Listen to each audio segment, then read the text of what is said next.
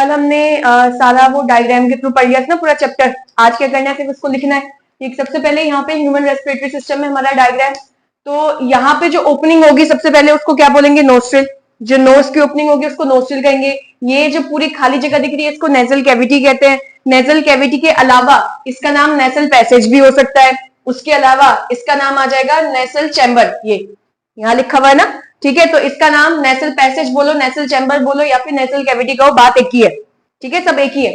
तो नोस्ट्रिल के बाद कहाँ खुल रहा है, नेसल कैविटी। नीचे ये वाली ओपनिंग को क्या बोला है, माउथ। माउथ की जो ओपनिंग है, जो खाली जगह है, सॉरी, माउथ के अंदर जो खाली जगह है उसका नाम क्या हो गया, बक्कल कैविटी। ये जो नेसल वाली कैविटी है और ये जो बक्कल कैविटी है एक जगह पे खुल रहा है, इसका नाम क्या बोला है, फेरिंग्स। ये कल पढ़ रखा है। फेरिंग्स के नीचे हमारे पास यहाँ पे जो डब्बा बना रखा है उसका नाम क्या हो गया, लैरिंग्स। लैरिंग्स के नीचे क्या आ जाएगा, ट्रैकिया। ट्रैकिया के नीचे ये जो दो तुमने पाइप बना रखे हैं इसको मैंने क्या बोला है, ब्रोंकाई। एक लंग तुम्हारा ये है, एक लंग तुम्हारा ये है।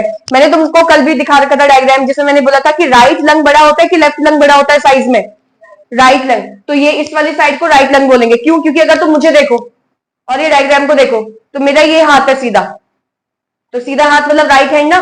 तो राइट हैंड की तरफ जो मेरा लंग होगा उसको मैं क्या बोलूंगी, राइट लंग बोलूंगी ना, ठीक है कि नहीं। तो इसीलिए मैंने तुमसे बोला था जब तुम डायग्राम बनाओगे तो उसको फिर ऐसे टर्न कर लेना और उसके बाद मेंशन करना, लेबल करना कि ये राइट वाला पार्ट है कि लेफ्ट वाला पार्ट है। और यहाँ पे क्या करना, सीधे पता तुमको ये पता चलना है, तुमको ये दिमाग में याद रखना है कि जो लेफ्ट वाला साइड मेरा है, जब मैं नोटबुक में जैसे मैं ऐसे बना रही हूँ ना, तो मेरा राइट साइड ये है, तो जो मेरा राइट साइड है वो कॉपी का लेफ्ट होगा।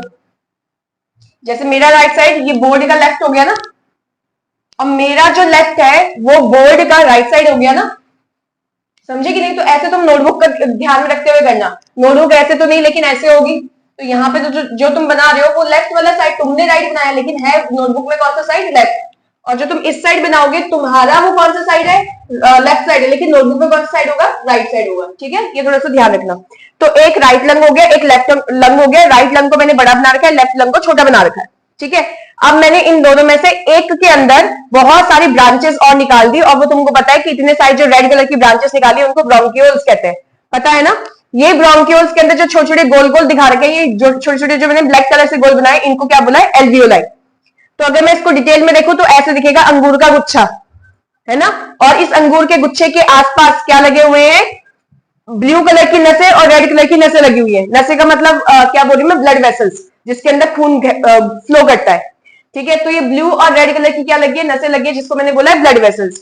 ब्लू नसें क्या होती है, डीऑक्सीजनेटेड ब्लड को कैरी करती है।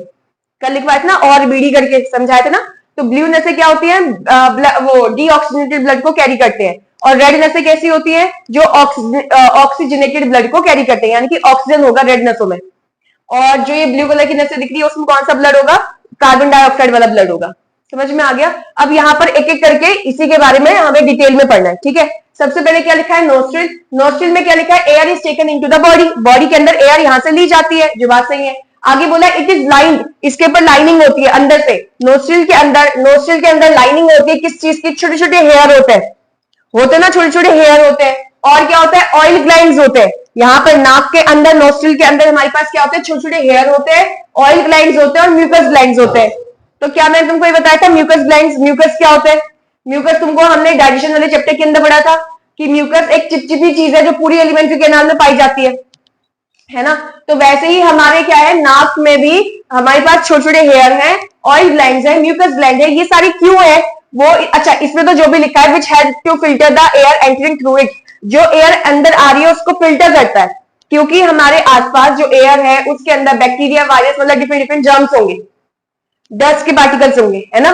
तो अगर वो डस्ट के पार्टिकल हम सांस ले रहे हैं और बॉडी के अंदर चले गए तो दिक्कत हो जाएगी, क्योंकि अल्टीमेटली खून के अंदर जाना है सब कुछ। और अगर खून में कोई चीज चली गई तो दिक्कत हो जाएगी ना हमारे लिए। और हम सांस ले रहे हैं और उसके अंदर अगर बैक्टीरिया, वायरस चले गया और खून में चले गया वो, तो दिक्कत हो जाएगी, हम तो फिर हमेशा बीमार रहेंगे। तो हमारे जो ये हेयर होते हैं छोटे छोटे, और इसमें जो म्यूकस के ग्लैंड्स और ऑयल के ग्लैंड्स होते हैं, ये उस हेयर, जो एयर आ रही है उस एयर में से जो भी डस्ट के पार्टिकल्स होंगे, जो भी जर्म्स होंगे, उनको आगे नहीं जाने देंगे, समझे कि नहीं। उसको क्या कर देंगे, ट्रैप कर देंगे वहीं पे। तो ये जो चीज लिखा हुआ है ना कि फिल्टर करता है एयर को अंदर जाने से, वो इसीलिए कर रहा है। फिल्टर करने का मतलब है कि जो साफ हवा है, जिसके अंदर ना जर्म्स होंगे ना ही कोई उसमें डस्ट के पार्टिकल्स होंगे, उसको पास होने देंगे, और जितने भी जर्म्स और डस्ट के पार्टिकल्स है उसको ट्रैप कर लेंगे। समझ में आया था ना? ठीक है, तो ये किसका काम है? नोस्ट्रिल का काम है। आगे क्या है? Nasal passage. नेसल पैसेज मतलब क्या है? Nasal cavity. ठीक है, यही हमारा क्या है? Nasal passage. और इस नेसल पैसेज का दूसरा नाम क्या है? नेसल चैम्बर। इसके बारे में बात करें तो बोला है air entering the nostril Leeds into nasal passage. जो एयर एंटर कर रहा है नोस्ट्रिल से, नोस्ट्रिल मतलब यहाँ पर जो ये छोटे छोटे होल्स होते हैं, यहां से जो एयर एंटर कर रहा है वो कहां खुलता है? नेसल कैविटी के अंदर खुलता है। ये बात ठीक है। फिर क्या बोला? It is responsible for conditioning the air. ये लाइन हमारे लिए इंपॉर्टेंट है। कंडीशनिंग का मतलब एयर कंडीशनर सुना है ना, एयर कंडीशनर, एसी। तो ये क्या करता है? अगर बाहर गर्म हवा है तो उस गर्म हवा को मेरी बॉडी का जो टेम्परेचर है उस टेम्परेचर तक का लेकर आएगा। अगर बाहर ठंडी हवा है तो उस हवा को मेरे बॉडी के टेम्परेचर तक का लेकर आएगा। समझे? इसीलिए लिखा है वर्ड क्या? Conditioning the air. मतलब कि क्या? हवा को मेरी बॉडी के अकॉर्डिंग एडजस्ट करेगा। हवा का जो टेम्परेचर है उसको मेरी बॉडी के टेम्परेचर के अकॉर्डिंग एडजस्ट करेगा। कौन? Nasal cavity. समझ में आया क्या है? तो ये लाइन इंपॉर्टेंट थी कि नेसल कैविटी का काम क्या है। इतनी बड़ी जो तुमने पाइप बना के मत बनाते, क्या काम है? सीधे सीधे उसको फेरिंग्स में खोल देते। काम इसका ये है कि जो बाहर हवा है उसका टेम्परेचर अगर कम है या फिर ज्यादा है, वो गर्म हवा या ठंडी हवा है, तो उसको मेरी बॉडी का जो टेम्परेचर है उसके अकॉर्डिंग एडजस्ट कर दिया जाता है ताकि उससे मेरी बॉडी में नुकसान ना हो। समझ में आया? आगे क्या है? फेरिंग्स। फेरिंग्स क्या करता है? फेरिंग्स तुमको पता है ना, कॉमन पैसेज होता है जहां पर हमारा बक्कल कैविटी खुलता है और नेसल कैविटी खुलता है। यानी कि हवा और खाना वहां पे मीट करते हैं, उसको फेरिंग्स कहते हैं। तो लिखा है नेसल चैम्बर, जो हमारा नेसल कैविटी है वो खुलता है फेरिंग्स में। ये क्या करता है? It passes air to the larynx. और यहाँ पे लिखा नहीं कि कॉमन पैसेज है, मैं लास्ट में लिखाऊंगी इस चीज को। ये क्या करता है? ये लैरिंग्स में हवा को पास करेगा। पता है ना ये चीज, तो आगे पास होगा। फिर लैरिंग्स क्या है? Larynx is located in the neck region. Neck वाले रीजन में लैरिंग्स पाया जाता है और ये ट्रैकिया के फ्रंट में होता है। फ्रंट का मतलब ऊपर वाले पार्ट पे होता है। तो अगर ट्रैकिया ये ट्यूब है तो इस ट्यूब के ऊपर वाले पोर्शन में, तो इसको फ्रंट बोला गया है। ठीक है, तो ट्रैकिया के फ्रंट पे क्या पाया जा रहा है? तुम्हारा ये लैरिंग्स पाया जा रहा है। किसके लिए ये यूजफुल है? It produces sound. यानी कि यूजफुल किस चीज के लिए? साउंड को प्रोड्यूस करने के लिए। इसीलिए तो लैरिंग्स का दूसरा नाम क्या होता है? Voice box. समझ में आया कि नहीं? तो नोस्ट्रिल कुछ नहीं, होल्स होते हैं जिसमें छोटे छोटे फाइन हेयर प्रेजेंट होते हैं, साथ में म्यूकस होता है, साथ में ऑयल ग्लैंड्स होते हैं जो कि एयर को फिल्टर करते हैं। फिर नेसल चैम्बर कुछ नहीं होता, एक नली है, खाली जगह है जहां पर हमारे एयर को कंडीशन किया जाता है as per the requirement of a body. जैसे हमारी बॉडी की रिक्वायरमेंट है, अगर मेरी बॉडी का टेम्परेचर जो भी है, एयर बाहर ठंडा है उसको गर्म कर देगा, एयर बाहर अगर गर्म है तो उसको ठंडा करने की कोशिश करेगा। ठंडा इन सेंस मेरी बॉडी के टेम्परेचर पे लेकर आएगा। फिर उसके बाद क्या है? फेरिंग्स क्या होता है? फेरिंग्स तुम्हारा एक ओपनिंग है जहां पे तुम्हारा नोस्ट्रिल और जो तुम्हारा माउथ कैविटी दोनों आपस में मीट करते हैं। Nostril cavity, sorry, nasal cavity और जो बकल कैविटी वो आपस में क्या करते हैं? मीट करते हैं। ये क्या करता है? एयर को पास करेगा कहां पे? लैरिंग्स पे। लैरिंग्स क्या है? तुम्हारा वॉइस बॉक्स होता है जो कि वॉइस प्रोड्यूस करता है। कहां प्रेजेंट होता है? नेक रीजन में प्रेजेंट होता है। किसके ऊपर होता है? ट्रैकिया के ऊपर होता है। इन फ्रंट ऑफ ट्रैकिया लिखा हुआ है। फ्रंट मतलब इसके ऊपर, इस वाली साइड को फ्रंट साइड बोला गया है। तो ट्रैकिया के फ्रंट साइड यानी कि ऊपर वाली साइड प्रेजेंट होता है। समझ में आया? अब हम आगे की क्वेश्चंस मतलब आगे के पार्ट्स कर रहे हैं। देखो फिर अगला टॉपिक क्या हो गया हमारे पास? ट्रैकिया। ट्रैकिया को क्या बोला जाता है? Wind pipe. ये रहा ना, लैरिंग्स तक का तो हमने पढ़ लिया। लैरिंग्स को वॉइस बॉक्स कहा जाता है। वहां से हवा कहाँ जाएगा? ट्रैकिया। ट्रैकिया का दूसरा नाम क्या हो गया? विंड पाइप बोला है। Air passes from pharynx and goes into trachea. इसमें लैरिंग्स आना चाहिए ना मेन। ठीक है, कोई बात नहीं। यहाँ पे क्या बोला है कि एयर पास कर रहा है फेरिंग्स से और ट्रैकिया में जाता है। एक्चुअली क्या हो रहा है? फेरिंग्स के बाद लैरिंग्स आया, लैरिंग्स के बाद ट्रैकिया के अंदर जा रहा है ना। ठीक है, तो एक तरीके से वही सेम ही चीज है कि फेरिंग से एयर पास कहाँ हो गया? ट्रैकिया पे गया, पर फेरिंग से पहले लैरिंग्स में जाएगा, फिर लैरिंग से कहां जाएगा? ट्रैकिया के अंदर जाएगा। ठीक है, आगे क्या बोला है? Incomplete rings of cartilage. तो तुमको ये ऐसे गोल गोल स्ट्रक्चर नहीं दिख रहे? तुमको मैंने बताया था, अगर ये है और इस पे ऐसे सी शेप्ड ऐसे कार्टिलेज की रिंग्स लगी रहेगी, बताया था ना, ऐसे सी शेप्ड कार्टिलेज की रिंग्स लगी रहेंगी। तो इसने लिखा है इनकम्प्लीट रिंग्स, क्योंकि ये रिंग्स पूरा कंप्लीट नहीं है। सी इसलिए कह रही हूं क्योंकि ये इस तरीके का दिखाई देगा, सामने से देखने में ऐसे होगा सिर्फ, और पीछे से देखोगे तो कंप्लीट नहीं है। समझ में आया? इसलिए बोला कि इनकम्प्लीट रिंग्स है किसकी? कार्टिलेज की।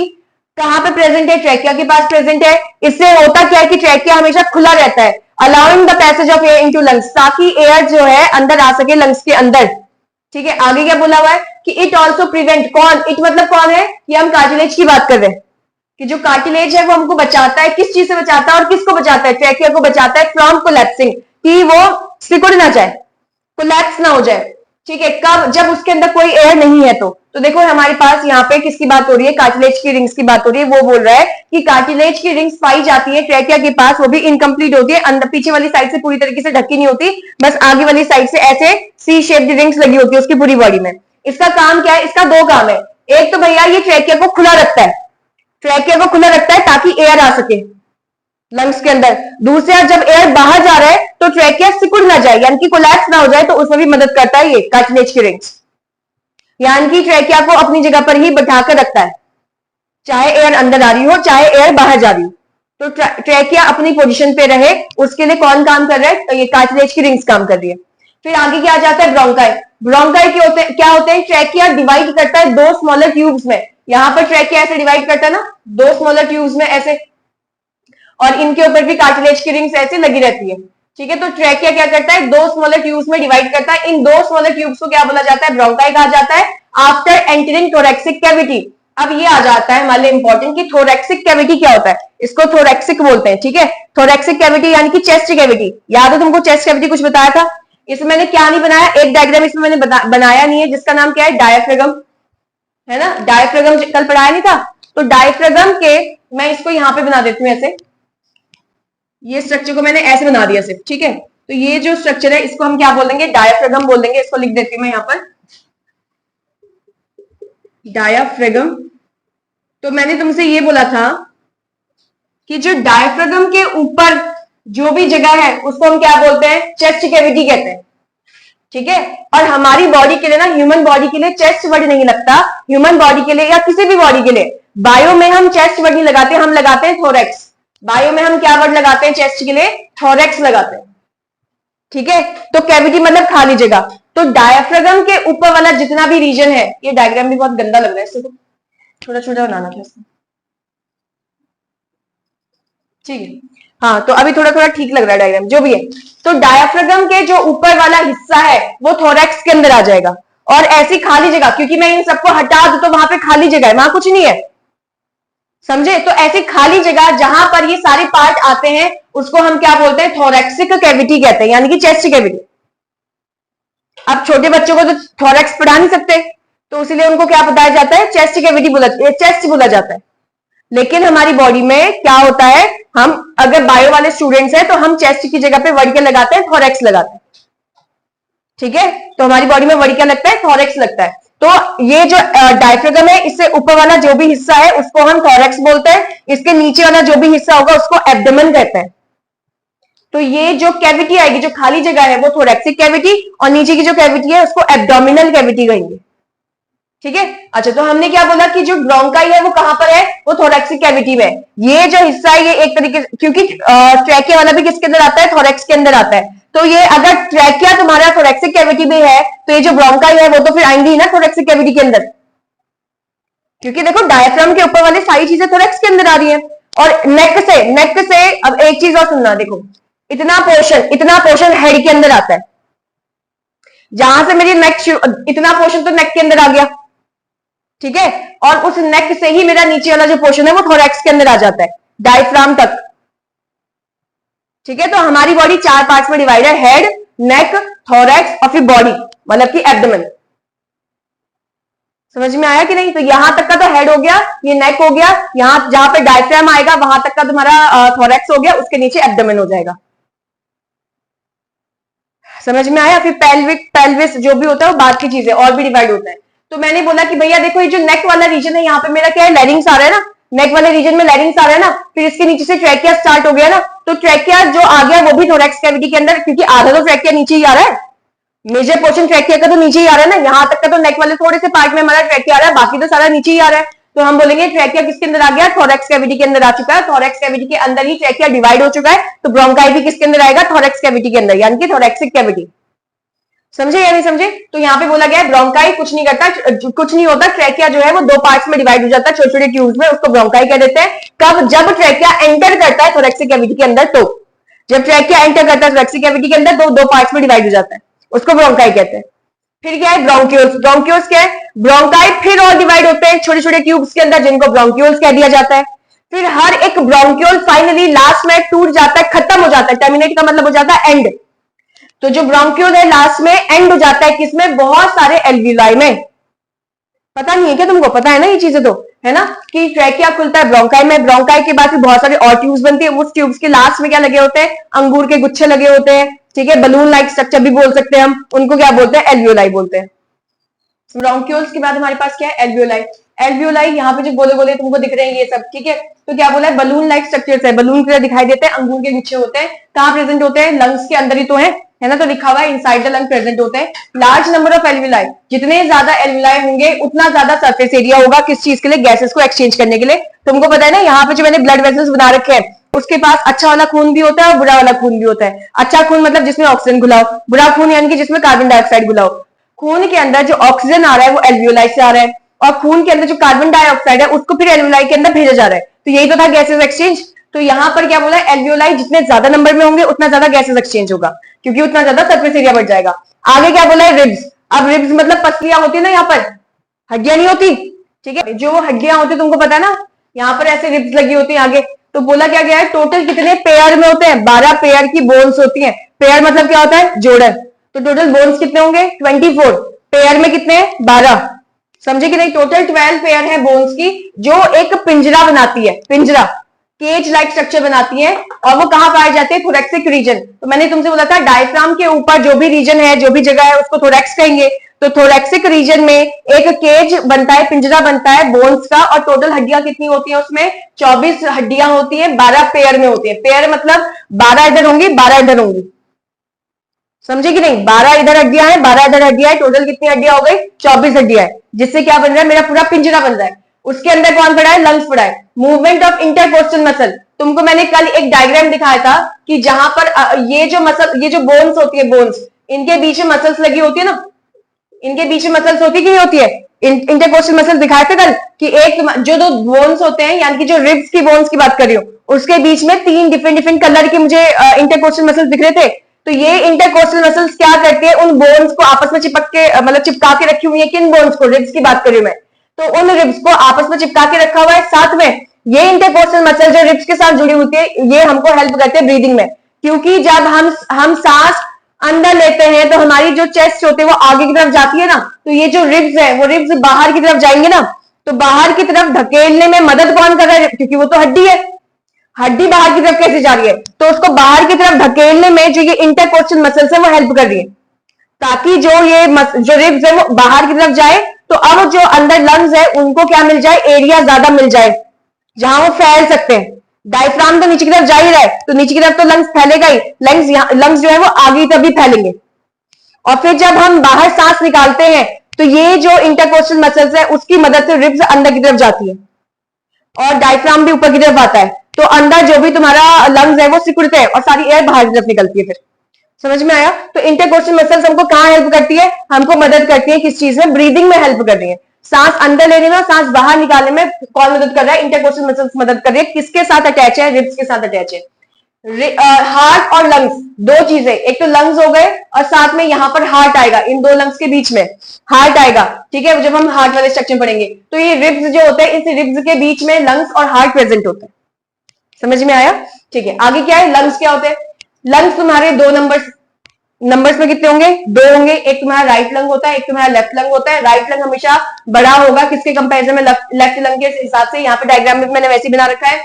उसके बाद बोला है कि लंग्स में अगर डैमेज हो गया तो उसको तुम ठीक नहीं कर सकते हो, तो लंग्स का डैमेज क्या है, रिवर्सिबल नहीं है, उसको ठीक नहीं कर सकते हो, वापस रिवर्स नहीं कर सकते हो।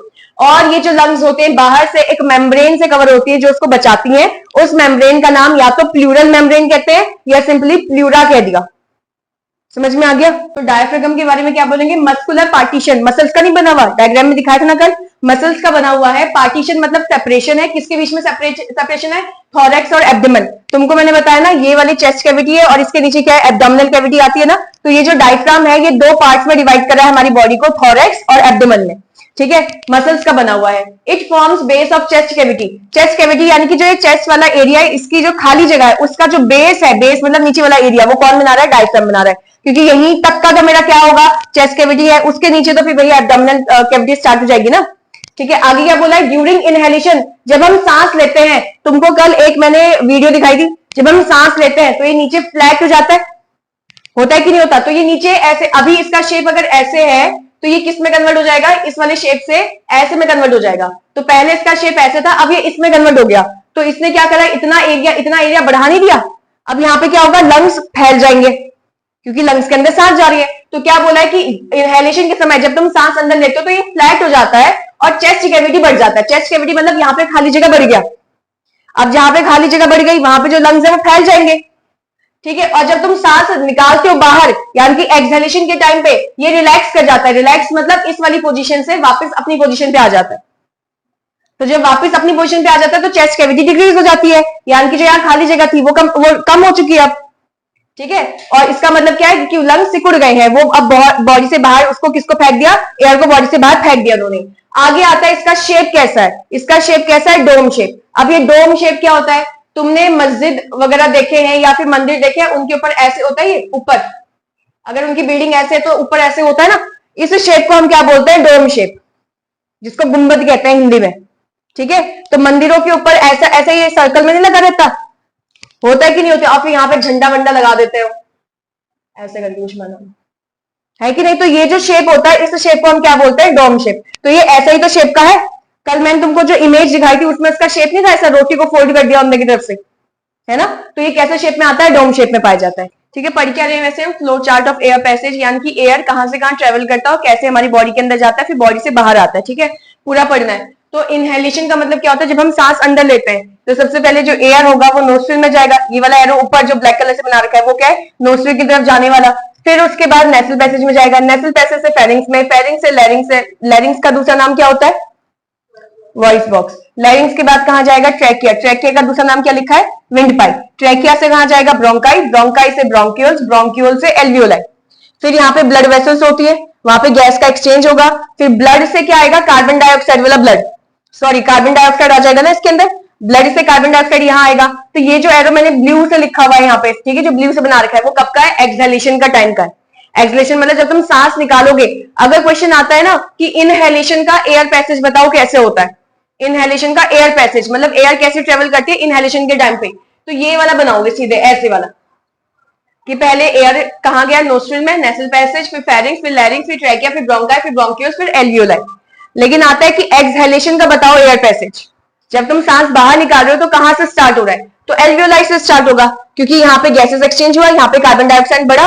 तो एल्वियोलाई से ब्रोंक्यूल्स, ब्रोंक्यूल से ब्रोंकाई, फिर ट्रैकिया, फिर लैरिंग्स, फिर pharynx, nasal passage. Nasal passage का दूसरा नाम पता है ना क्या होता है? नेसल चैम्बर या फिर नेसल कैविटी, ठीक है। हाँ, तो नेसल चैम्बर या नेसल पैसेज या नेसल कैविटी, फिर नोस्ट्रिल, फिर एयर में वापस चले जाएगा बाहर। तो ये एक्सहेलेशन का है। तो मैंने दोनों को साथ में लिखा हुआ है, ठीक है। इनहेलेशन में अंदर की तरफ जाएगा और एक्सहेलेशन में वही लास्ट वाले प्रोसेस से बाहर की तरफ आएगा, ठीक हो गया ना।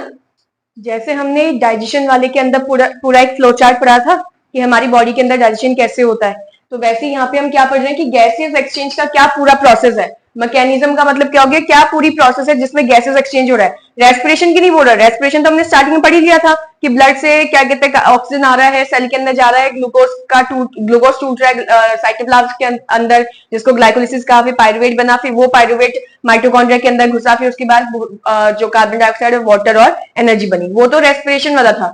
यहाँ पे हो रहा है कि गैसेस एक्सचेंज कैसे हो रहा है उसको तुम बताओ, पूरी प्रोसेस समझाओ। तो सबसे पहली प्रोसेस क्या होगी? इनहेलेशन, यानी कि जब हम सांस अंदर ले रहे हैं तो सांस अंदर लेने में क्या क्या हुआ? तुमने बोला एयर इज टेकन इन, सांस को अंदर लिया, किसमें? बॉडी के अंदर। किसकी मदद से? नोस्ट्रिल की मदद से। और वहां पे नोस्ट्रिल जो सांस अंदर ले रहा है उसमें क्या हो रहा है? पहले उसको फिल्टर किया जा रहा है, किसके द्वारा? हेयर और म्यूकस के द्वारा। तुमको पता है ना नोस्ट्रिल के अंदर हेयर और म्यूकस प्रेजेंट होते हैं, ऑयल ग्लैंड्स प्रेजेंट होते हैं, तो उसमें से जो भी डस्ट के पार्टिकल्स हैं, हार्मफुल चीजें हैं, उसको ट्रैप कर लेगा, बाकी जो एयर है उसको जाने देगा, है ना। तो वही सेम बोल रहा है कि एयर पहले तुम अंदर लेते हो बॉडी के, वो भी नोस्ट्रिल के थ्रू, वहां पे उसको फिल्टर किया जाता है हेयर और म्यूकस के द्वारा। फिर एयर को कहां पास किया जाता है? पास किया जाता है ट्रैकिया के अंदर, मतलब वही आ गया, पहले फेरिंग्स में आएगा, फेरिंग्स के बाद लैरिंग्स आएगा, लैरिंग्स के बाद सीधे कहा जाएगा? ट्रैकिया पे आ जाएगा, ठीक है। तो एयर क्या है? कहां पास कर दिया? ट्रैकिया में। फिर क्या होता है जब ट्रैकिया में आ गया? तो चेस्ट कैविटी बिकम लार्जर। तो इसका मतलब सुनो, पहले ट्रैकिया के बाद ब्रोंकाई के अंदर गया, ब्रोंकाई से कहां गया? ब्रोंक्यूल्स में, ब्रोंक्यूल से गया एल्वियोलाई में। मतलब ये जब पहुंचने वाला है ना एल्वियोलाई में, तो उस समय क्या क्या चीजें हो रहा है जब वो पहुंचने वाला है? तो उसने बोला कि चेस्ट कैविटी बिकम लार्जर। हमने डायफ्राम पढ़ा था, डायफ्राम पढ़ा हुआ है ना। तो जब मैं सांस अंदर ले रही हूं तो जो डायफ्राम है वो नीचे की तरफ जाएगा। अभी वो रिलैक्स पोजीशन पे है। ये जो पोजीशन जो उसकी नॉर्मल पोजीशन है इसको हम बोलते हैं रिलैक्स पोजीशन। और जब तुम सांस अंदर लोगे तो ये फ्लैट होगा, तो तुम इसको कॉन्ट्रैक्ट कर रहे हो। रिलैक्सेशन और कॉन्ट्रैक्शन वर्ड लगा रखा है ना, तुमने सुना है ना, पेरिस्टालसिस मूवमेंट पढ़ा हुआ है ना, जो हमने एलिमेंट्री कैनाल में इसोफेगस के अंदर पढ़ा था। ठीक है, तो यहाँ पर कोई ऐसे कॉन्ट्रैक्शन, रिदमिक कॉन्ट्रैक्शन, रिलैक्सेशन नहीं हो रहा है। यहाँ पे क्या हो रहा है, ये पोजीशन जिसमें वो नॉर्मल कंडीशन में था, इस पोजीशन को बोलते हैं हम उसका रिलैक्स पोजीशन। और जब तुम हवा अंदर ले रहे हो और ये नीचे की तरफ फैल रहा है, नीचे की तरफ बेंड हो रहा है, तो इसको बोलते हैं कॉन्ट्रैक्ट पोजीशन। ठीक है, तो इसने क्या बोला कि अब जब अंदर जा रहा है, ट्रैकिया के अंदर एयर आ चुका है, ब्रोंकियोल्स तक का आ चुका है, अब चेस्ट कैविटी के अंदर क्या हो रहा है, चेस्ट कैविटी पता है ना, खाली जगह जो होती है, उसके अंदर क्या हो रहा है, वो बढ़ जा रहा है। अब वो कैसे बढ़ेगा, क्योंकि डायफ्राम फ्लैट हो जाता है इसमें। डायफ्राम ऐसे था ना अपने डोम शेप में, डोम शेप बताते ना, इसका शेप डोम होता है। फ्लैट मतलब ये ऐसे फ्लैट होगा, फ्लैट होगा तो यहाँ पे खाली जगह क्रिएट कर रहा है ना वो। ठीक है, तो इस तरीके से चेस्ट कैविटी बढ़ जा रही है। फिर आगे क्या बोला है, and lifted ribs. Lifted ribs का मतलब क्या होता है कि जो हमारी पसलियां होती है, जो रिब्स होती है, वो आगे की तरफ फैलती है, नहीं फैलती है। जब हम सांस अंदर लेते हैं तो रिब्स आगे की तरफ जाती है ना, तो ये बोला है लिफ्टेड रिब्स, यानी कि रिब्स आगे की तरफ लिफ्ट हो गई और जो डायफ्राम था इसके नीचे, वो नीचे की तरफ चले गया। ये जो डायफ्राम था वो नीचे की तरफ फ्लैट हो गया। अब यहाँ क्या हो गया, खाली जगह क्रिएट हो गई है। अब इस खाली जगह के अंदर जो है एयर पहुंच चुका है। एयर उस खाली जगह में नहीं पहुंचा, उस खाली जगह में तो लंग्स है, लंग्स के अंदर है ब्रोंकियोल्स। ठीक है, ब्रोंकियोल्स के अंदर है एल्वियोलाई। अब वो खाली जगह इसलिए क्रिएट करी थी ताकि जो लंग है वो फैल जाए, समझे कि नहीं, वो खाली जगह इसलिए क्रिएट करी थी, वहां पे क्या हो जाए, लंग्स फैल जाए। अब एयर जो है वो एल्वियोलाई के अंदर फिल हो जाएंगे। समझ में आया। इनहेलेशन में क्या क्या हुआ, सांस अंदर ली नोस्ट्रिल के थ्रू, नोस्ट्रिल ने उसको फिल्टर किया, फिल्टर करने के बाद उसको फेरिंग्स में पहुंचाया, फेरिंग्स से लैरिंग्स, लैरिंग्स से सीधे सीधे ट्रैकिया पर। ट्रैकिया के बाद जब वो ट्रैकिया के अंदर एंटर हुआ, जब वो एल्वियोलाई के अंदर जाने वाला था, उससे पहले डायफ्राम जो है वो फ्लैट हो गया, रिब्स हमारी लिफ्ट हो गई आगे की तरफ। ठीक है, और अंदर कैविटी क्रिएट हो गई। अब यहाँ पे जो एरिया है लंग्स का वो बढ़ गया, उसके अंदर अब एयर फिल होनी स्टार्ट हो चुकी है, किसके अंदर, एल्वियोलाई के अंदर। ये सारा प्रोसेस किसका था, इनहेलेशन का। अभी इसके आगे मैंने एरो बना के रखा हुआ है क्योंकि अब इसमें दूसरा स्टेप आएगा आगे, जो मैं इसके बाद लिखने वाली हूँ। ठीक है, इसके बाद क्या बोला है, इनहेलेशन पूरा खत्म हो गया। लास्ट में हवा कहां पे आ गई थी, एल्वियोलाई के अंदर। अब क्या बोला है, गैसेस का, कार्बन डाइऑक्साइड और जो ऑक्सीजन गैस है उसका एल्वियोलाई के अंदर एक्सचेंज होगा। कैसे होगा, सबसे पहले बोला है कि जो एल्वियोलाई की वॉल्स होते हैं उसके पास वास्ट नेटवर्क ब्लड वेसल्स का होता है। वास्ट का मतलब क्या होता है, फैला हुआ। तो फैला हुआ नेटवर्क है किसका, ब्लड वेसल्स का। और ब्लड वेसल्स क्या होती है, खून की नलियां जिसके अंदर खून फ्लो करता है। और तुमको डायग्राम में भी मैंने दिखा रखा था कि रेड कलर की हमने लाइंस बना रखी थी, पाइप्स है ना, और ब्लू कलर की भी पाइप्स बनाई थी। ब्लू वाले के अंदर कौन सा ब्लड आता है, ऑक्सीजनेटेड की डीऑक्सीजनेटेड, डीऑक्सीजनेटेड। और रेड वाले के अंदर ऑक्सीजनेटेड ब्लड, यानी कि ब्लड वेसल्स का पूरा एक नेटवर्क छाया हुआ है एल्वियोलाई के वॉल्स की चारों तरफ। फिर उसके बाद ऑक्सीजन को ब्लड के द्वारा ले लिया जाता है फ्रॉम एल्वियोलाई, क्योंकि एल्वियोलाई अभी सांस लेकर आ रहा था, एयर लेकर आ रहा था, उस एयर के अंदर तो ऑक्सीजन भी प्रेजेंट है ना। तो एल्वियोलाई के से ब्लड के द्वारा क्या ले लिया जाता है, ऑक्सीजन, क्योंकि यही ब्लड तो एल्वियोलाई की चारों तरफ है। तो ये ब्लड क्या कर लेगा, एयर को लेगा। और इस प्रोसेस का नाम क्या होता है, डिफ्यूजन। तो डिफ्यूजन क्या होता है कि जब गैसेस के पार्टिकल्स अपने हायर कंसेंट्रेशन से लोअर कंसेंट्रेशन की तरफ मूव करते हैं, उस प्रोसेस को हम डिफ्यूजन कहते हैं। ठीक है, और अगर मैं यहाँ पे गैस के लिए पर्टिकुलर की वर्ड लगा रही हूँ, तो इसलिए मैंने बोला गैसेस के पार्टिकल हायर से लोअर की तरफ मूव करें, क्योंकि हम गैसेस की बात कर रहे हैं। डिफ्यूजन में चाहे गैस हो चाहे लिक्विड हो, बस पार्टिकल अपने हायर से कहां मूव करना चाहिए, लोअर कंसेंट्रेशन की तरफ मूव करना चाहिए। ठीक है, डिफ्यूजन के अंदर मैंने क्या बोला कि तुम्हारे पास जो एल्वियोलाई है उसके अंदर एयर आ चुका था, एयर आने के बाद उसके अंदर ऑक्सीजन भी प्रेजेंट था। वो ऑक्सीजन अब ब्लड के अंदर चले जाएगा, किस प्रोसेस के थ्रू, डिफ्यूजन के थ्रू। फिर उसके बाद ब्लड जो है वो कार्बन डाइऑक्साइड रिलीज करता है, कहां करेगा, एल्वियोलाई में रिलीज करेगा, किस प्रोसेस के थ्रू, सेम डिफ्यूजन के थ्रू। और ये कार्बन डाइऑक्साइड ब्लड के पास आया कहां से, बॉडी के जितने भी सेल्स हैं वहां से लेकर आया है ब्लड। जब तुम बोल रहे हो कि हमारे पास जो एल्वियोलाई है उसके चारों तरफ जो वेसल्स लगी हुई है, ब्लड वेसल्स, उसमें डीऑक्सीजनेटेड ब्लड और ऑक्सीजनेटेड ब्लड होता है, तुम खुद ही बोल रहे हो। तो इसका मतलब कि एक तरफ से ऐसा हो रहा है कि डीऑक्सीजनेटेड ब्लड आ रहा है और एक तरफ से ऑक्सीजनेटेड ब्लड जा रहा है, साथ में हो रहा है ये सारी चीजें। हमारा ब्लड एक तरफ से सारा कार्बन डाइऑक्साइड लेकर आ रहा है एल्वियोलाई के पास, फिर गैसेस का एक्सचेंज हुआ, और दूसरी साइड से सारा अच्छा वाला ब्लड यानी कि ऑक्सीजनेटेड ब्लड को बॉडी के अंदर डिफरेंट सेल्स के पास लेकर जा रहा है। तो दोनों साथ में प्रोसेस हो रही है। अब ब्लड के अंदर क्या होता है, हीमोग्लोबिन। हीमोग्लोबिन क्या होता है, एक ऐसा पिगमेंट, पिगमेंट मतलब जिसको हम क्या बोलते हैं, धब्बा, जिससे मेरी बॉडी के अंदर रेड कलर दिखता है। ठीक है, तो हीमोग्लोबिन जो है वो ब्लड में पाया जाता है, और ये हीमोग्लोबिन क्या करता है, ये ऑक्सीजन को अपनी बॉडी पे चिपका देता है। तो हीमोग्लोबिन ऑक्सीजन को लेता है और उसको पूरी बॉडी के अंदर फैला देता है। ठीक है, तो हीमोग्लोबिन क्या है? एक तरीके से रेड कलर का पिगमेंट है जो कहां पाया जाता है? ब्लड में पाया जाता है। ये पिगमेंट, ये धब्बा जो लाल कलर का धब्बा है, वो किस चीज के लिए काम आता है? ये ऑक्सीजन को चिपका लेता है अपनी बॉडी पे और अब उस ऑक्सीजन को लेकर जाएगा हर एक बॉडी के सेल के पास, फिर सेल के अंदर उसको फेंक देगा। फिर क्या लिखा है? Oxygen is then transported to all the cells by respiratory pigment. Pigment मतलब क्या होता है? धब्बा। हीमोग्लोबिन क्या है? पिगमेंट ही तो है। तो रेस्पिरेटरी पिगमेंट मतलब क्या हो गया? ऐसा धब्बा जो मुझे हेल्प कर रहा है ऑक्सीजन को लेने में, कहां से? लंग्स से, और कहां ट्रांसफर करने में? बॉडी के डिफरेंट सेल्स में। तो रेस्पिरेटरी पिगमेंट कुछ नहीं, हीमोग्लोबिन के लिए वर्ड लगा रखा है। तो अगर क्वेश्चन आता है कि ह्यूमन की बॉडी में रेस्पिरेटरी पिगमेंट क्या है, आंसर लिखोगे हीमोग्लोबिन। रेस्पिरेटरी पिगमेंट होता क्या है? एक ऐसा धब्बा है, एक ऐसा पिगमेंट है जो ऑक्सीजन को लेकर आता है लंग्स से और बॉडी के डिफरेंट सेल्स के पास पहुंचा देता है। ठीक है, तो इसलिए लास्ट में लिखा है कि ऑक्सीजन जो कि इस हीमोग्लोबिन के साथ चिपक जाता है, ठीक है, वो पूरी बॉडी के अंदर इसको ये जो हीमोग्लोबिन है उसको पूरी बॉडी के अंदर फैलाता है। तो वही सेम चीज लास्ट में लिखा है कि ऑक्सीजन को पूरी बॉडी के अंदर डिफरेंट डिफरेंट सेल्स के अंदर ट्रांसपोर्ट किया जाता है by respiratory pigment. Respiratory pigment किसको बोला गया है? हीमोग्लोबिन को बोला गया है। फटाफट से एक बार देखें तो एल्वियोलाई के पास बहुत सारे नेटवर्क होते हैं ब्लड वेसल्स के। उन ब्लड वेसल्स में से जो ऑक्सीजन है उसको ब्लड में फेंक दिया जाता है डिफ्यूजन के थ्रू, और ब्लड में जो कार्बन डाइऑक्साइड आया हुआ था रेस्पिरेशन के थ्रू वो लेकर आया था, उसको फेंक दिया जाता है एल्वियोलाई के अंदर डिफ्यूजन के थ्रू। अब ब्लड के अंदर हीमोग्लोबिन पाया जाता है, वो उस ऑक्सीजन को अपनी बॉडी में चिपकाता है। हीमोग्लोबिन तुम्हारा रेस्पिरेटरी पिगमेंट होता है। अब ये रेस्पिरेटरी पिगमेंट पूरी बॉडी के जितने भी सेल्स हैं उनके पास वो ऑक्सीजन को लेकर जा रहा है। स्टार्टिंग में प्रोसेस क्या थी? इनहेलेशन, फिर आया गैसेस का एक्सचेंज, यानी कि कार्बन डाइऑक्साइड और ऑक्सीजन एक्सचेंज हो गए। अब क्या है? एक्सहेलेशन। ठीक है, तो ये यहाँ पे खत्म होता है एक्सहेलेशन पे, तो उसको समझ लेते क्या होता है। तो पूरी गैसेस एक्सचेंज के लिए मैकेनिज्म क्या लगी? इनहेल किया, गैसेस एक्सचेंज हुई एल्वियोलाई के अंदर और ब्लड के बीच में, है ना, एल्वियोलाई और ब्लड के बीच में गैसेस एक्सचेंज हुई। अब उसको एक्सहेल कर रहे हैं, बॉडी के बाहर निकाल रहे हैं।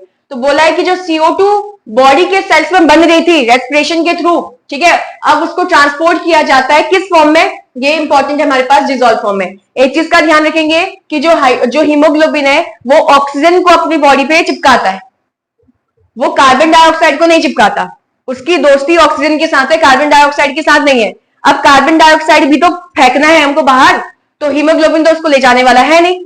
तो अब क्या करेंगे? इसको हम ब्लड में डिसॉल्व कर देंगे, यानी कि ब्लड के अंदर जो प्लाज्मा होता है उसमें वाटर होता है ना, अभी नहीं पता होगा। ब्लड के अंदर क्या होता है? प्लाज्मा होता है, लिक्विड, ब्लड लिक्विड होता है ना दिखने में, तो उसके अंदर पानी भी पाया जाता है। तो उस पानी के अंदर इसको क्या कर दिया जाता है? डिसॉल्व कर दिया जाता है। किसको? कार्बन डाइऑक्साइड को। इसलिए लिखा हुआ है कि कार्बन डाइऑक्साइड बॉडी सेल से आ तो रहे, ब्लड में जा तो रहे, ट्रांसपोर्ट ब्लड कर भी रहा है, लेकिन किस फॉर्म में करेगा? डिसॉल्व फॉर्म में करेगा। ऑक्सीजन के लिए ये नहीं लिखा था कि डिसॉल्व फॉर्म में लेके जा रहे हैं, उसके लिए तो साफ साफ लिखा था हीमोग्लोबिन आई थी सब। तो कार्बन डाइऑक्साइड को अगर तुम्हें बॉडी ब्लड के अंदर फेंकना है तो ब्लड कहेगा कि भाई देखो हीमोग्लोबिन जो है वो ऑक्सीजन के साथ बॉन्ड बनाता है, तो वो कार्बन डाइऑक्साइड को तो नहीं चिपका सकता अपने ऊपर। तो करेगा क्या? कार्बन डाइऑक्साइड को पानी के अंदर डिसॉल्व करो, अब डिसॉल्व फॉर्म में जाएगा। समझे? फिर क्या है? कार्बन डाइऑक्साइड ब्लड से कहां चले जाएगा? एल्वियोलाई में पास हो जाएगा। तुमको पता है डिफ्यूजन के थ्रू ऐसा होता है, जो हमने थोड़ी देर पहले पढ़ा था। उसके बाद क्या है? जब एल्वियोलाई में चले गया, अब क्या होगा कि इसको कंप्रेस होना पड़ेगा ना। अभी तक तो लंग्स फैले हुए थे, अब जब ये सिकुड़ेंगे नहीं तो एयर बाहर कैसे जाएगी? समझे कि नहीं? तो अब क्या हो रहा है? जब वो वहां पे पहुंच चुका है, चेस्ट कैविटी कंप्रेस हो चुकी है। स्टार्टिंग में इनहेलेशन में क्या पड़ा था? चेस्ट कैविटी फैल गई है, लार्ज हो चुकी है, ऐसा लिखा था ना। अब यहाँ पे क्या हो गया? वो कंप्रेस हो रही है। अब कंप्रेस करेगा कौन? पीछे जब हमने इनहेलेशन पढ़ा था तो हमारी रिब्स आगे की तरफ लिफ्ट हो रही थी और डायफ्राम नीचे की तरफ जा रहा था। अब डायफ्राम वापस आएगा अपनी पोजीशन पर और रिब्स भी वापस आएंगी। तो ये जब अपनी पोजीशन में वापस आ रही है, इसके लिए एक वर्ड लगाते हैं रिलैक्सेशन। समझे कि नहीं? जब अपनी पोजीशन पे वापस आती हैं चीजें, उसके लिए वर्ड क्या लगाते हैं? रिलैक्सेशन। तो रिब्स जो आगे की तरफ गई थी, मैं बोलूंगी वो कॉन्ट्रैक्ट हुई थी। अब जब वो वापस आ रही है मतलब रिलैक्स हो गई है। डायफ्राम जब नीचे गया था कॉन्ट्रैक्ट हो रहा था, अब जब वो वापस अपनी पोजीशन पे आ रहा है यानी कि रिलैक्स आ रहा है। तो डायफ्राम जब इस पोजीशन पे है तो रिलैक्स पोजीशन पे है, जब नीचे जा रहा है तो कॉन्ट्रैक्ट हो चुका है। रिब्स जब अपनी पोजीशन पे है तो क्या है? रिलैक्स पोजीशन पे। जब वो आगे तरफ फैल रहा है तो कॉन्ट्रैक्ट हो चुका है। तो अब इसने बोला कि ये ना कंप्रेस होगा, क्योंकि जो कैविटी थी अभी तुमने पहले तो इनहेलेशन के टाइम पे तो बढ़ा के दे दी थी, अब उसको वापस क्या कर रहा है? अपनी पोजीशन पे आ रहा है, तो उस कैविटी को वापस से कंप्रेस कर रहा है, छोटा कर रहा है। ठीक है, तो कैसे करेगा? Relaxation of ribs and diaphragm. Relaxation मतलब समझ रहे हो ना? तो जो रिब्स अभी तुमने लिफ्ट करी थी वो वापस आएंगी, डायफ्रागम जो नीचे गया था वो वापस आएगा, जिससे चेस्ट कैविटी जो फैली हुई थी अब वो कंप्रेस हो जाएगी। अब इससे होगा क्या, जब ये सिकुड़ेगा एरिया तो अब तुम फोर्सफुली इस एयर को बाहर धक्का लगा रहे हो ना। अरे बलून पे जब तुम प्रेशर लगाते हो हाथ से फोड़ते हो, फूट नहीं जाता वो, क्योंकि तुम उसको क्या कर रहे हो, फोर्स लगा रहे हो ना। तो जब तुम इस पे बाहर जो रिब्स फैली हुई थी वो वापस आ रही है, डायफ्रागम जो नीचे फैला हुआ था वो वापस आ रहा है, तो इस लंग्स पे प्रेशर लगेगा ना, फोर्स लगेगा कि नहीं लगेगा, और इसके अंदर जो हवा है वो बाहर की तरफ निकल जाएगी। तो तब लिखा है कि एयर इज फोर्स्ड आउट, फिर एयर को फोर्सफुली बाहर फेंका जाता है लंग्स में, लंग्स से कहां फेंका जाता है, एटमॉस्फेयर में। समझ में आया? तो एक्सहेलेशन में क्या था, या सिंपल मैं तुमको स्टार्टिंग से बताऊं, हमने सांस अंदर ली, ठीक है, वो गया हमारे फेरिंग से पास होते हुए, लैरिंग से पास होते हुए ट्रैकिया के पास, ट्रैकिया के पास जब वो गया तो जैसे वो ब्रोंक्यूल्स में चले गया तब हमारे साथ एक चीज और हुई कि जो रिब्स है वो बाहर की तरफ लिफ्ट हो गई और जो हमारा डायफ्रागम है वो नीचे की तरफ चले गया, यानी कि कॉन्ट्रैक्ट पोजीशन में चले गया, जिससे जो हमारा ये चेस्ट कैविटी थी वो फैल गया था। अब इसके अंदर आराम से एयर जो होगी फिल हो जाएगी। अब होगा गैसेस का एक्सचेंज, ब्लड ने ऑक्सीजन ट्रांसफर किया एल्वियोलाई में, एल्वियो ने कार्बन डाइऑक्साइड ट्रांसफर किया ब्लड के अंदर, फिर ब्लड के अंदर तो हीमोग्लोबिन था, वो हीमोग्लोबिन ऑक्सीजन को चिपका कर पूरी बॉडी के अंदर सेल के पास लेकर गया, और अब सेल से क्या हो रहा है, कार्बन डाइऑक्साइड आ रहा है, लेकिन कार्बन डाइऑक्साइड हीमोग्लोबिन लेकर नहीं आ सकता, तो कार्बन डाइऑक्साइड को डिजोल्व फॉर्म में लेकर आयो, तुम घोल कर लेकर आयो, किसमें, पानी के अंदर। पानी कहां था, ब्लड के अंदर था, ठीक है, तो ब्लड में कार्बन डाइऑक्साइड को घोल कर तुम लेकर आए, उसको लेकर गए कहां पे, एल्वियोलाई के पास, क्योंकि गैसेस एक्सचेंज करना है। जब गैस एक्सचेंज करा तुमने तो अब एल्वियोलाई के साथ क्या हो रहा है, अब ये जो तुमने फैला रखी थी रिब्स वो वापस आ गई, डायफ्रागम जो नीचे की तरफ फ्लैट हो रखा था अब वो वापस अपने डोम शेप में आ रहा है, जिससे जो कैविटी बनी थी वो कंप्रेस हो जाएगी, और अब एयर को फोर्स कर रहे हो तुम कि बाहर निकलो लंग से। समझ में आया? पूरा ये मैकेनिज्म है किस चीज का, हम जिस तरीके से सांस अंदर लेते हैं और सांस बाहर रिलीज करते हैं, ठीक है। सबसे पहले ट्रैकिया की ओपनिंग को क्या बोलते हैं, ग्लॉटिस बता रखा था तुमको मैंने, जब मैंने ये टॉपिक पढ़ाया था, तो जो ओपनिंग होती है ट्रैकिया की उसको क्या बोलते हैं, ग्लॉटिस बोलते हैं। एपिग्लॉटिस क्या होता है, एक लीफ की तरह दिखने वाला कार्टिलेज का ढक्कन, लीफ की तरह दिखने वाला कार्टिलेज का ढक्कन जो कहां प्रेजेंट होता है, ओपनिंग, ये जो ग्लॉटिस है इसके ऊपर प्रेजेंट होता है, ट्रैकिया के ऊपर प्रेजेंट होता है, जो बचाता है किससे, एंट्री ना हो जाए फूड की, कहां पर, विंड पाइप के अंदर, यानी कि ट्रैकिया के अंदर खाना ना चले जाए, इससे बचाता है। जब हम खाने को, हम इसलिए बोलते हैं ना कि बोलते बोलते खाओ मत या खाते खाते मत बोलो, क्योंकि इसीलिए बोलते हैं कि अगर तुम्हारी गलती से जो खाना है वो कहां चले जाए, क्या कहते हैं, बोलते समय जो हवा जब तुम अंदर लेके जा रहे हो तो कहीं ऐसा ना हो कि खाना भी उसके साथ साथ ट्रैकिया के अंदर ना चले जाए, इसीलिए ढक्कन लगा होता है जो खाने को अंदर एंटर करने नहीं देगा, विंड पाइप के अंदर एंटर करने नहीं देगा। फिर आ जाता है हीमोग्लोबिन के बारे में, इसको क्या बोला जाता है, रेस्पिरेटरी पिगमेंट कहा जाता है ह्यूमन की बॉडी के अंदर, तुमको अभी बताया था। तो इसको रेस्पिरेटरी पिगमेंट क्यों कहते हैं, रेस्पिरेटरी पिगमेंट का मतलब क्या होता है कि एक ऐसा पिगमेंट जो ऑक्सीजन को एयर से क्या करता है, लेता है। अब एयर से डायरेक्टली लेगा नहीं, वो एयर हमारे कहां पे आई है, लंग्स में आई हुई है, तो जो हमारी लंग्स में एयर आई है उसमें से ऑक्सीजन को लेता है और फिर उसको पूरे सेल्स में फैला देता है, इसको बोलते हैं रेस्पिरेटरी पिगमेंट। तो ये काम तो हीमोग्लोबिन का है, इसीलिए हीमोग्लोबिन को क्या कह रहे थे, रेस्पिरेटरी पिगमेंट। किसके केस में कह रहे हैं, हमारी बॉडी के अंदर कह रहे हैं, ह्यूमन की बॉडी के अंदर। फिर आ जाता है हीमोग्लोबिन जो है उसकी हाई एफिनिटी है ऑक्सीजन के साथ। एफिनिटी का मतलब क्या होता है, चिपकना, ठीक है, तो ऑक्सीजन के साथ चिपकने की बहुत ज्यादा उसकी क्या है, आदत है, ऐसे समझ लो, ठीक है। तो ऑक्सीजन को ही अपने पास वो बॉन्ड बनाने के लिए, मतलब ऑक्सीजन को ही अपनी बॉडी पर आने देगा, ठीक है कि नहीं, तो अपने सरफेस पे किसको आने देगा, सिर्फ ऑक्सीजन को, समझिए कि नहीं। तो सबसे ज्यादा बॉन्ड किसके साथ वो बनाना चाहेगा, ठीक है, किसके साथ दोस्ती करना चाहेगा, ऑक्सीजन के साथ, उसके अलावा किसी और के साथ नहीं। तो उसकी बहुत ज्यादा एफिनिटी है किसके लिए, ऑक्सीजन के लिए, और वो कहां प्रेजेंट होता है, कौन, हीमोग्लोबिन कहां प्रेजेंट होता है, रेड ब्लड सेल्स में।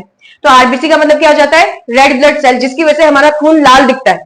तुमने शायद छोटी क्लास में पढ़ा हो कि हमारे ब्लड में आरबीसीज होते हैं, डब्ल्यूबीसीज होते हैं, प्लेटलेट्स होते, पढ़ा होगा ना।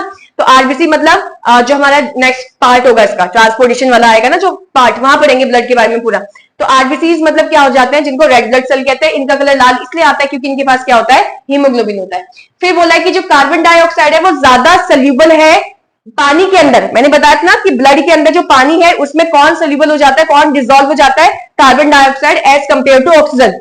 ऑक्सीजन उतना सोल्यूबल नहीं होता पानी के अंदर जितना कार्बन डाइऑक्साइड होता है। तो इसीलिए हमारी ब्लड के अंदर जो कार्बन डाइऑक्साइड है उसको हम ट्रांसपोर्ट करते हैं, ज्यादातर ट्रांसपोर्ट करते हैं डिसॉल्व फॉर्म में, क्योंकि ब्लड के अंदर जो पानी है उसके अंदर घुल जाएगा, समझे। फिर लास्ट पॉइंट क्या है कि जो हमारा खाना और एयर, इसके लिए एक जो कॉमन रास्ता है उसका नाम क्या है, फेरिंग्स। पता है ना तुमको कि फेरिंग्स एक कॉमन पॉइंट है जहां पे नेजोफेरिंग्स और ओरोफेरिंग्स यानी कि नेजल कैविटी और ओरल कैविटी दोनों खुलती है। तो एक कॉमन रास्ता है दोनों के लिए, किसके लिए? हवा के लिए भी और खाने के लिए भी। कोई दिक्कत है? समझ में आ गया?